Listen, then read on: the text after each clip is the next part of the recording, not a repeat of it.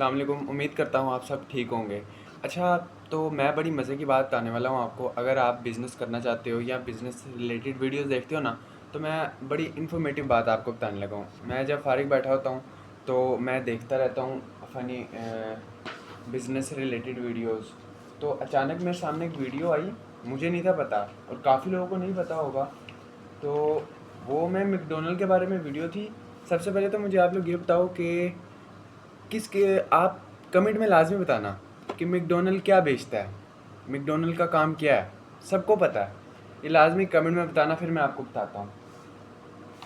हाँ, ये मैंने लिख के रखा हुआ है इस पेज पे, मैकडॉनल्ड करता क्या है असल में। हम सब जानते हैं कि मैकडॉनल्ड एक फ़ास्ट फूड ब्रांड है, उसका बर्गर सबसे ज़्यादा मशहूर है। तो आप हर जगह पे देखते हो, कोई ऐसी जगह नहीं छोड़ी, अब तो मैकडॉनल्ड ने हर शहर में, हर शहर के हर इलाके में फैला हुआ है।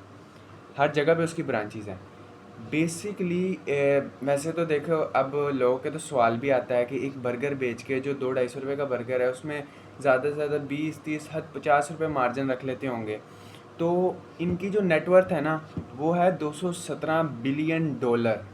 $217 बिलियन इनकी नेटवर्थ है। तो वो इनसे पूछा गया कि इतनी नेटवर्थ आपने कैसे बनाई? आप तो सिर्फ एक बर्गर फास्ट फूड बेचते हो, तो वो फास्ट फूड और भी बड़े हैं, वो नहीं इतनी नेटवर्थ बना सके। तब ये बात पता चली कि बर्गर तो इनकी एक मार्केटिंग स्ट्रेटजी थी, इनकी एक मार्केटिंग का स्टाइल था बर्गर बेचना।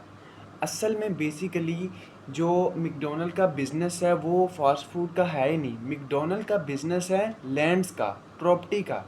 बेसिकली मैकडॉनल्ड प्रॉपर्टी बेचता है, ज़मीनें बेचता है।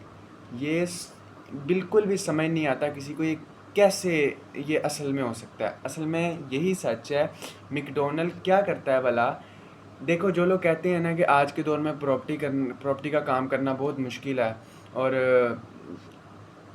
असल में वो लोग बात करते हैं पुराने तरीके की कि लो, अब तो ऑनलाइन हो गया सारा काम, ठीक है। और वैसे भी ये सबसे बड़ी आपके पास एग्जांपल है मैकडॉनल्ड की। मैकडॉनल्ड ने भी प्रॉपर्टी बेचनी थी, लेकिन उसने तरीका बदल डाला। उसने क्या किया, अब सोसाइटीज़ में तो हर कोई प्रॉपर्टी ख़रीद लेता है, ठीक है, क्योंकि पता है उनको वहाँ की कीमत बढ़ती रहेगी, ठीक है। लेकिन एक थोड़ी सी छोटी जगह जहाँ सोसाइटी नहीं है, गली मोहल्ला है, वहाँ की नालियाँ खुली हुई हैं, छोटी गलियाँ हैं, वहाँ पर कोई भी जगह नहीं ख़रीदेगा। क्यों? क्योंकि उनको पता है यहाँ की कीमत तो बढ़नी नहीं है यार, यहाँ की सूरत हाल ही नहीं ठीक। तो मैकडॉनल्ड क्या करता है, मैकडॉनल्ड की ये स्ट्रैटेजी रही। इसने स्टार्ट किया फास्ट फूड ब्रांड।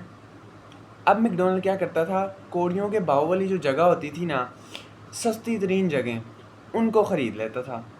उन पे फ्रेंचाइज़ बना के उन्होंने काम शुरू किया। उनके बर्गर पसंद आने लग गए लोगों को, वो मशहूर हो गया। तो इस तरह उनका ब्रांड बन गया। तो फिर उनके पास आ गए इन्वेस्टर्स जो चाहते थे कि वो उनकी ब्रांचेस ख़रीद लें और ख़ुद अपना बिज़नेस स्टार्ट करें। तो हर ब्रांड क्या करता है, जब वो पॉपुलर हो जाता है तो वो अपनी ब्रांचेस बेचने लग जाता है। यहाँ पे आई मैकडॉनल्ड की लैंड वाली स्ट्रैटेजी। उन्होंने क्या किया कि जब उनका नाम बन गया, तो फिर लोग उनके पास आए कि हम आपकी फ्रेंचाइज़ ख़रीदना चाहते हैं। तो उन्होंने शर्त रखी कि हमारी ये ज़मीन है, यहाँ पे आप पसंद करके सिर्फ यहीं पर हमारी फ्रेंचाइज़ खोल सकते हो, इसके अलावा और कहीं पर नहीं आपने फ्रेंचाइज़ हमारी खोलनी। और वो जगह भी वो जो उन्होंने कौड़ियों के भाव ख़रीदी होती थी, करोड़ों के हिसाब से फिर वो दोबारा आगे बेचते थे। खाली जगह, कोई बिल्डिंग नहीं, उसका सिर्फ नक्शा देते हैं वो कि इस तरह का होना चाहिए। जिसने फ्रेंचाइज़ ख़रीदनी है वो बनाएगा, ठीक है, वो बनाएगा। और वो भी ज़मीन सिर्फ लीज़ पर देते हैं। मैंने जहाँ तक लीज़ की इन्फॉर्मेशन यूट्यूब से हासिल की, लीज़ असल में एक ऐसा सिस्टम है जैसे होता है रेंट।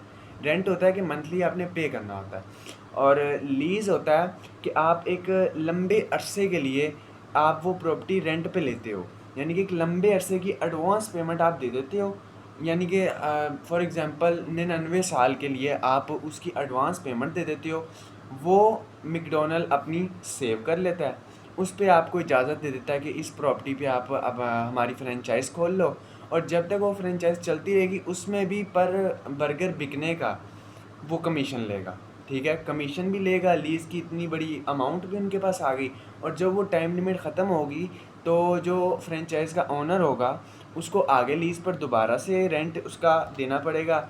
या तो फिर उसको वो जगह छोड़नी पड़ेगी। यानी कि इसने प्रॉपर्टी बेची भी कुछ टाइम के लिए बेची, उसकी प्रॉपर्टी भी वापस आ गई, उसका ब्रांड भी वापस आ गया, उसको कमीशन भी मिल रही है, और इतने अरसे बाद अगर उसकी फ्रेंचाइज इतनी मशहूर हो जाएगी तो वो उसको बंद तो थोड़ी ना करेगा। मैकडोनल्ड की तो अपनी जगह है, वो प्रॉपर्टी के पैसे ओनर को दे देगा, वो अपनी फ्रेंचाइज भी चलाई रखेगा। यानी कि उसने हर तरफ से घेर लिया, हर तरफ से वो कमा रहा है, लेकिन बेसिकली उसका काम प्रॉपर्टी का है। वो जो प्रॉपर्टी देखता है सस्ती है, वो ख़रीद के किसी इन्वेस्टर को बुला के उसको फ्रेंचाइज बेच के उसको कहता है हमारी ज़मीन पर बनाओ फ्रेंचाइज और हमारा ब्रांड चलाओ। ठीक है, ब्रांड एक मार्केट है, मार्केटिंग की स्ट्रेटजी है उनकी, उनका ब्रांड मशहूर है। आप समझ रहे हो ना बात को।